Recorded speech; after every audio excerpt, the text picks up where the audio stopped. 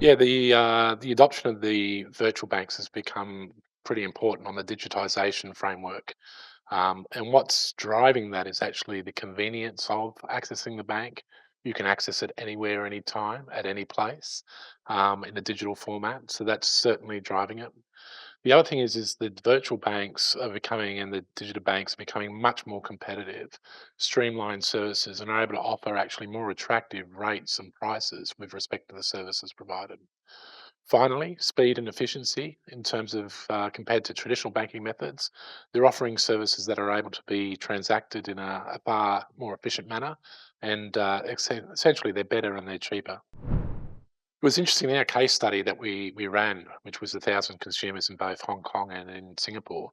It showed a broad set of demographics actually using digital banks and the appetite to continue to use digital banks. We would have thought there would have been an obvious skew to the Gen Z and millennials, and they do feature strongly, but also it's right across the demographic. So it's not just any one particular demographic. Yeah, what was interesting is that 29% of the respondents indicated they're already using a digital bank. So from that perspective, that was a consistent thread for Singapore and Hong Kong.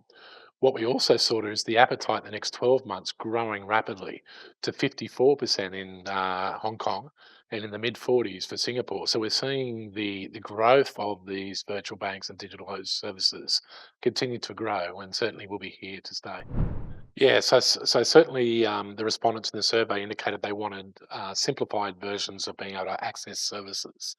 So in many aspects, what they're wanting is a user interface that's going to be attractive to them for their experience. But remembering, of course, many of these people are actually using these services on the handheld phone or through a digitized component.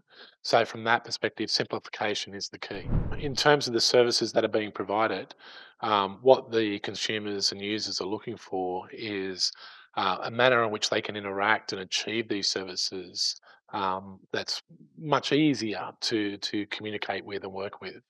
But importantly, there needs to be awareness of what these services are and how they can benefit from these services in terms of using them.